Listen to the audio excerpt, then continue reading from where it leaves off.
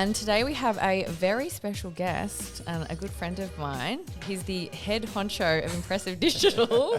Welcome to the show, Robert Tadros. Thank you, Lisa. Thanks for having me. Woohoo! I feel like we should have cued applause, like fake clapping. Yeah, we could have. Oh, there you go. Shout out to Tom for that fake clapping. That was very good timing. Well, thank you so much for stopping by to our CODI podcast. So I've known you for now 2 years. Yeah, 2 years. 2 years. And half of that time we've been in lockdown. Correct. So it's been a really interesting past 2 years since I've known you, because I've seen you grow impressive. Well, actually, I wasn't even there when you first started it, from just you to now 60 employees over 5 years. So firstly, congratulations. Thank you. Also congratulations for surviving a pandemic. Oh, it was definitely hard work. There is no doubt about it. Yeah.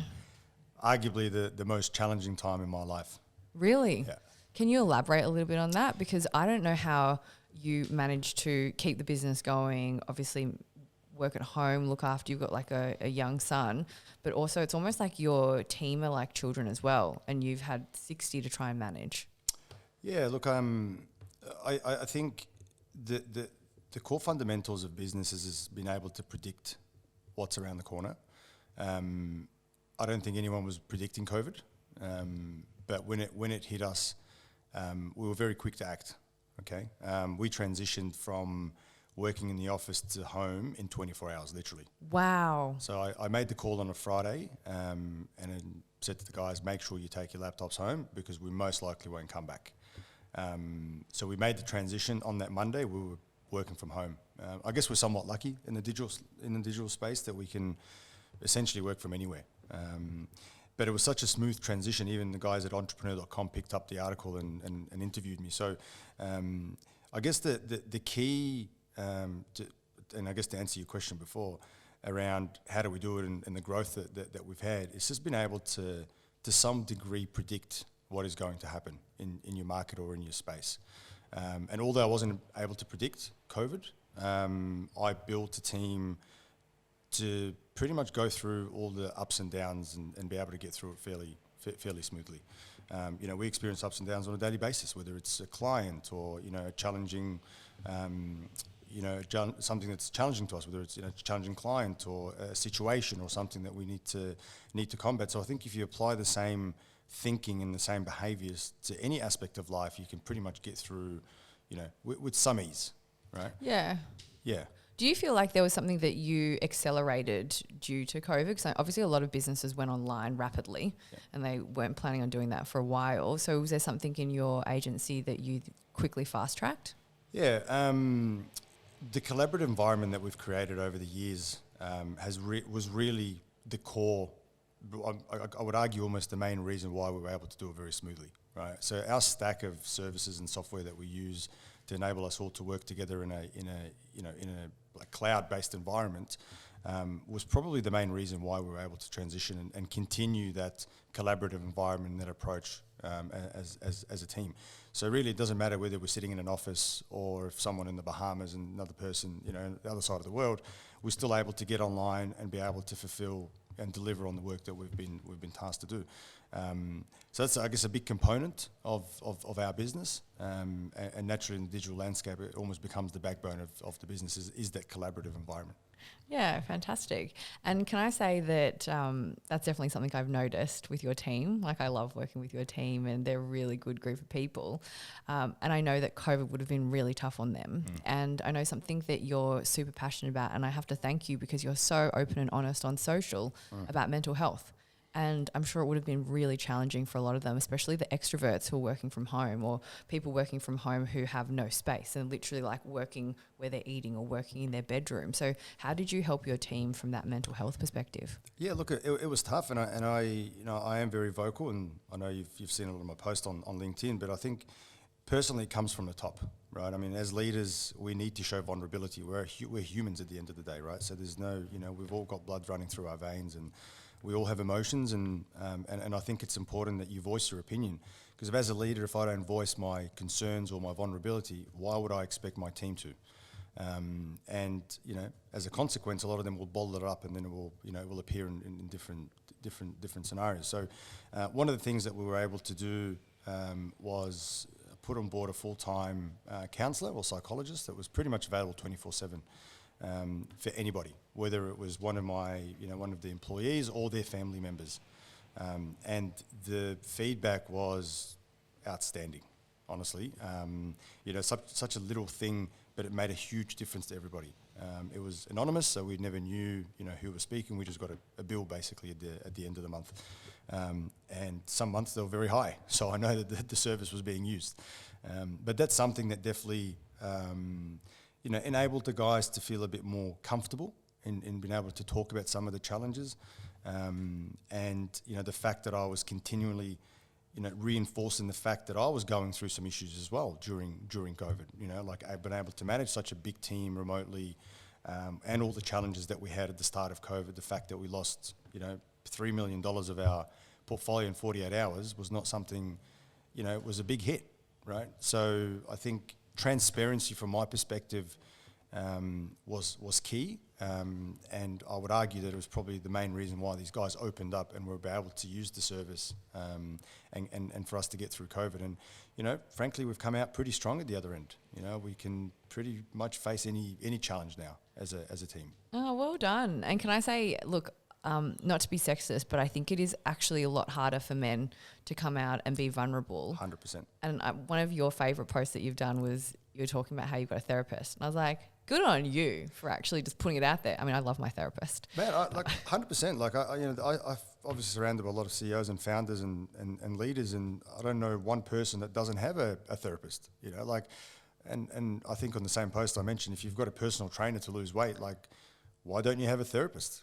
It's the same thing as far as I'm concerned. But you're right. I mean, there's a stigma with men that, and it comes down to ego and pride, right? That we don't want to, we don't want to come out as vulnerable or as weak.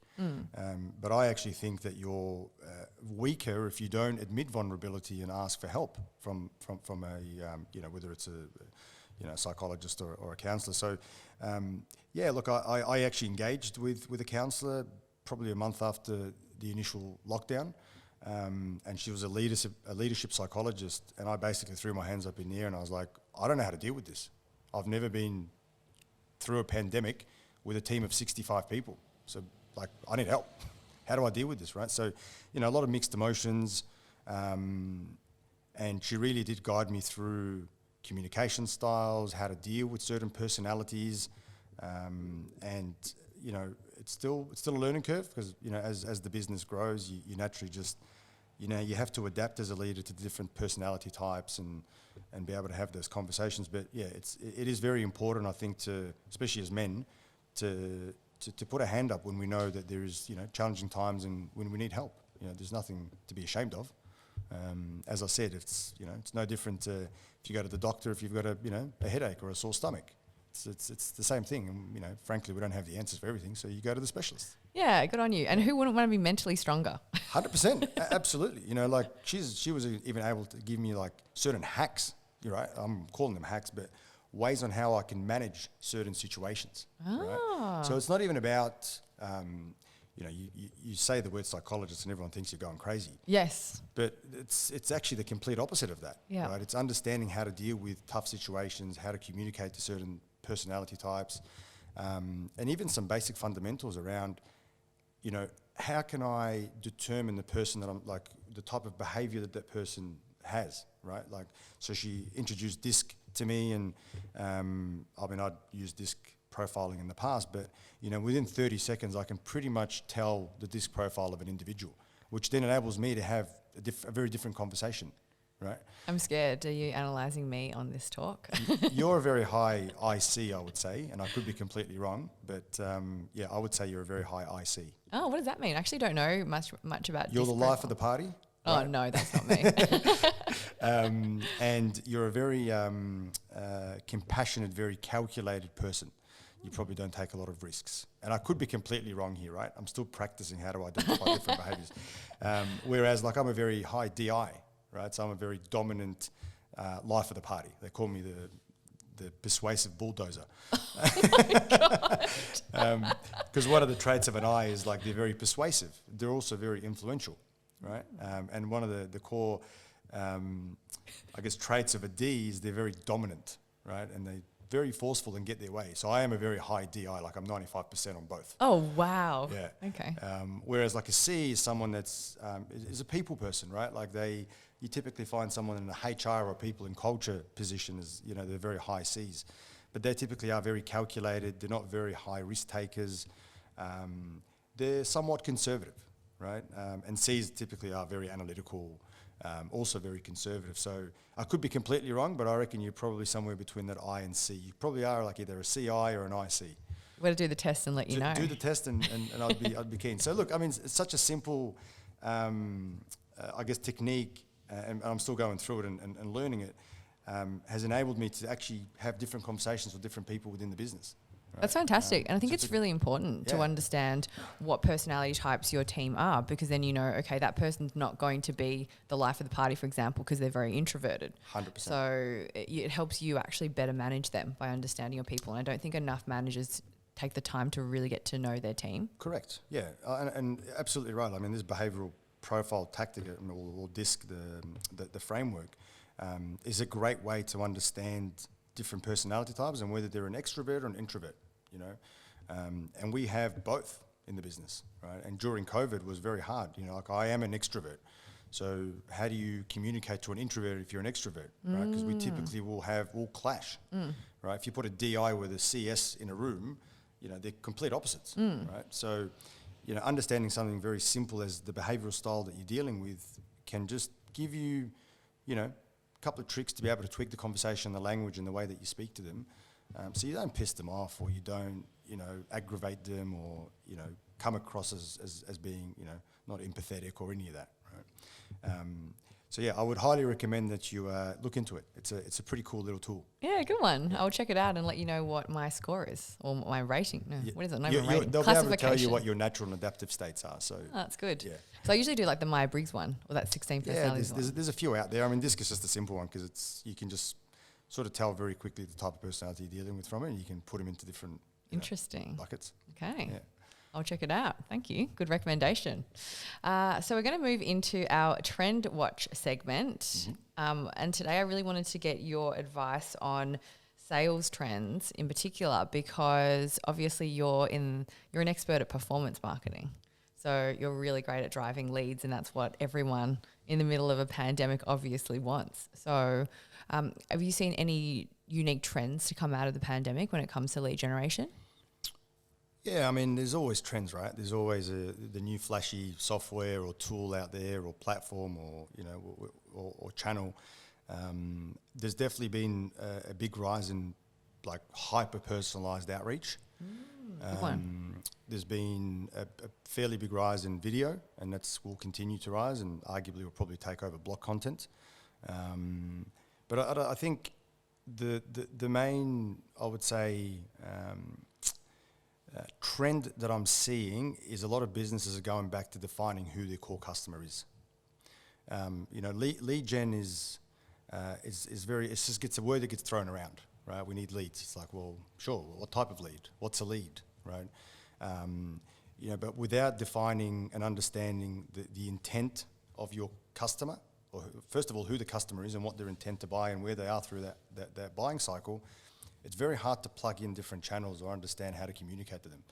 So I think, look, at a surface, to talk about lead generation, it doesn't really change, right? It's basic fundamentals, right? I think the key here in 2021 is understanding, going back to basics and really defining who the core customer is, what is their customer journey, what's their intent at that particular point in time, and then it's very easy to then engage them.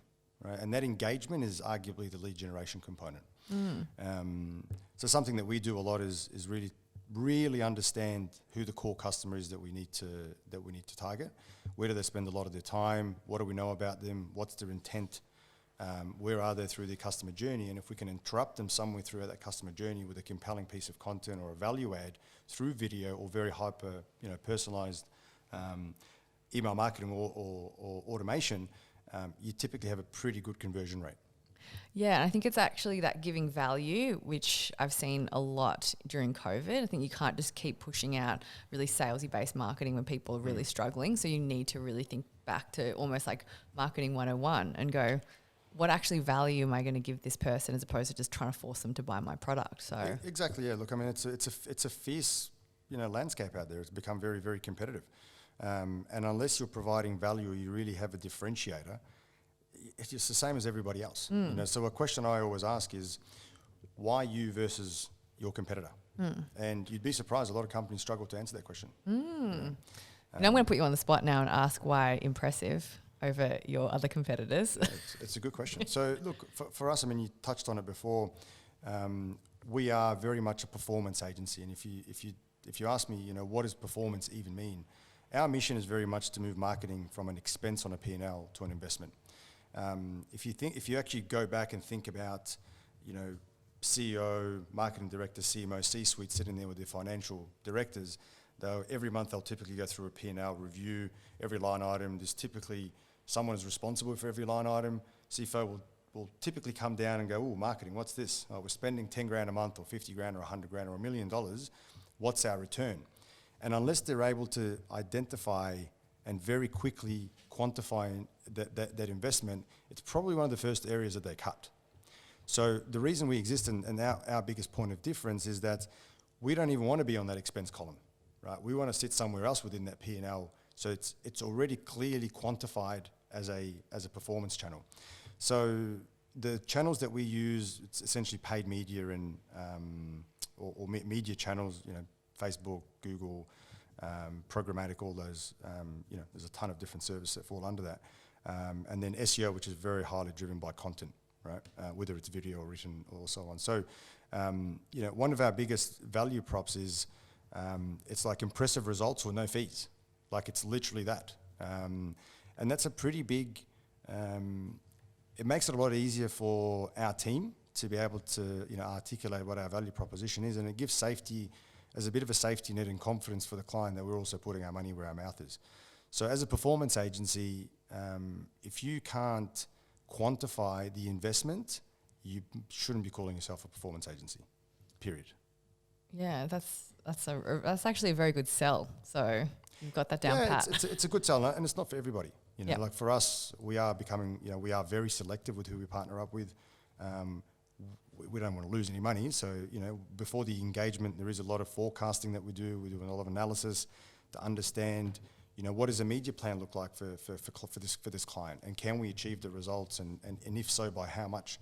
And then it's a very performance-driven retainer, if you like, or a performance-driven fee, rather than just a flat monthly fee like most agencies will do. So, it is a very different approach. And a lot of agencies probably haven't still figured out what that recipe looks like to be able to go to market with such a compelling value prop.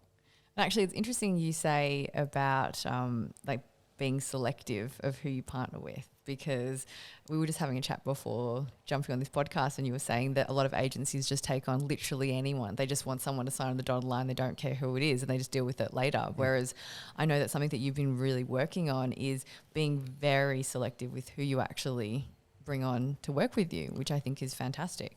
Yeah, I think, and I won't lie, I mean, early days of Impressive, I was one of those agencies. You're starting out, you don't have much money, so you sort of take whatever you can and produce as much value and give as much results as you can.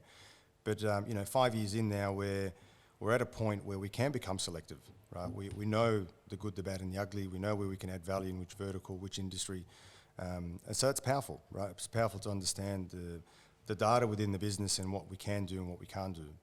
And if we can focus on what we do really, really well, naturally everyone is then aligned, and it becomes a much better culture internally, and also the client feels that.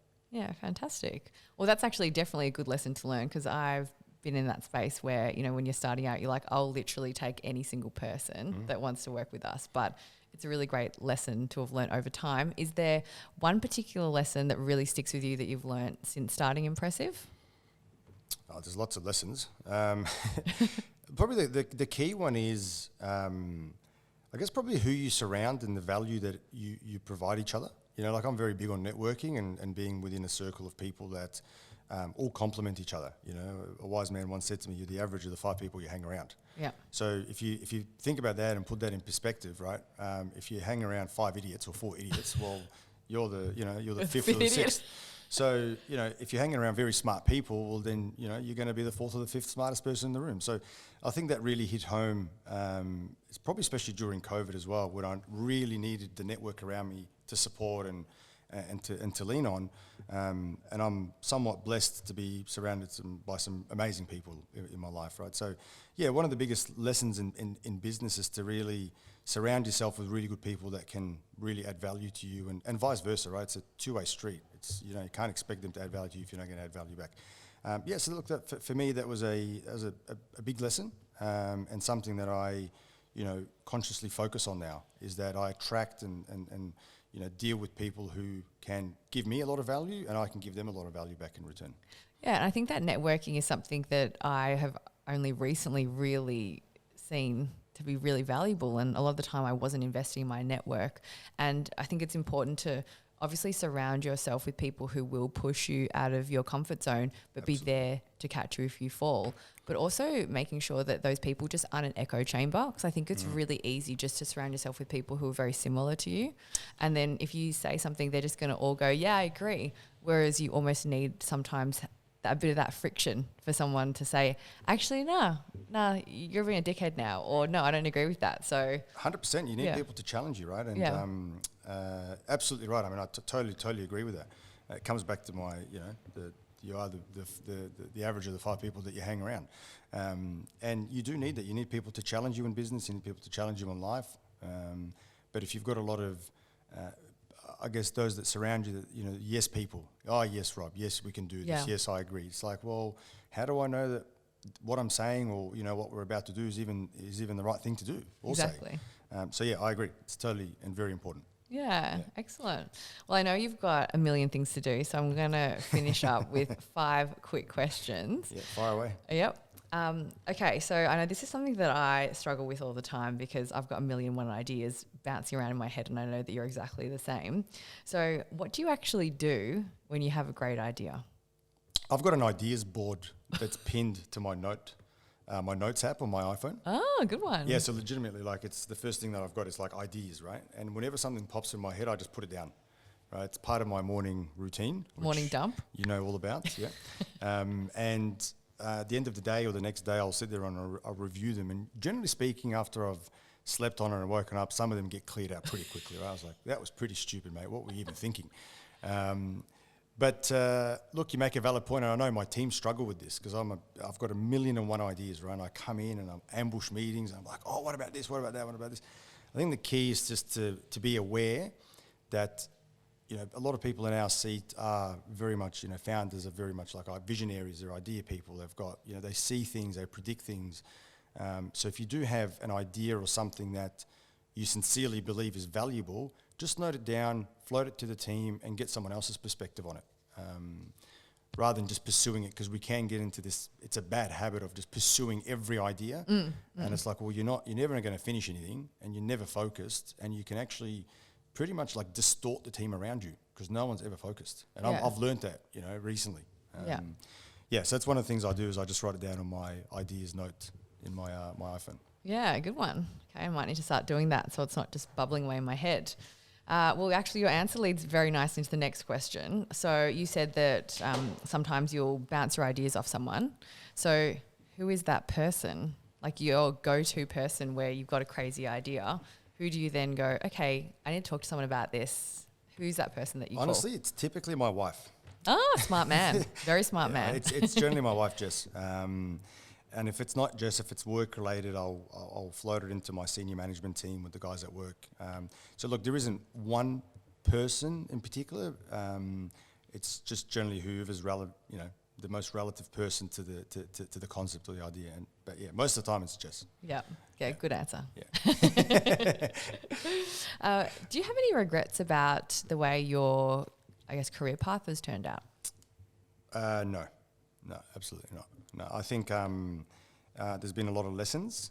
It's been an interesting journey. You know, I've sat on every side of the table, whether it's client side, agency side, corporate side, business side. And I think although there's a lot in that, and they all come from different perspectives and different mindsets, I think it's probably one of the best things I did, right? To just understand the person on the other side. If I've been in their seat, I understand their thinking. So no major regrets there at all. In fact, I don't really have a lot of regrets in life. Yeah, fantastic. And if you could give your 20-year-old self one piece of advice, what would it be? Oof, there's a lot of things. I would say surround yourself with smarter people earlier. Good one. Yeah, and don't pretend like you know everything and that you're the smartest person in the room. Because frankly, if you're the smartest person in the room, well, you need to get the F out of that room. Yeah. Because you're never going to learn anything. Yeah, exactly. Yep. I think losing that ego. 100%. And as a 20-year-old, there's a lot of ego, especially as a male. Yep. You know, we typically think we know everything. Yeah.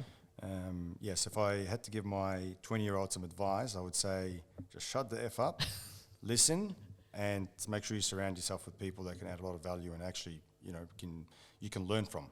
Yeah, good one. Yeah. Good advice. We actually should, it'd be great if we could cut to a picture of a 20-year-old Robert Tadros. Well, knowing you've probably already prepared something, so I wouldn't be surprised. I actually saw a picture of a 15-year-old, like, you know, The Rock. Yeah. Oh my God, he was fully ripped. I'm like, you're 15 years old. How do you look like that? I was like a dork at 15. I was a semi-pro skateboarder at 15. What? What do you mean? Yeah. It was a bit of a past life, but up until 18 or 17 and a half years, that's what I did. You know, that was my hobby. Oh my God. Yeah. Should have got you to bring the skateboard and do a few ollies. Oh, stay tuned. There might be something in the paper around this. Fantastic. Well, I'm hoping to see that on LinkedIn. Some skateboarding I'm sure we'll make content. it to LinkedIn, don't worry. Yeah. And just to finish off, I actually heard this question asked by Tim Ferriss. So he actually asked this of all of his guests. And he goes, what is your spirit animal and why? Oof. Oh man, you got me there. There are some really interesting answers. So yeah. Lise, I've got no idea, to be honest.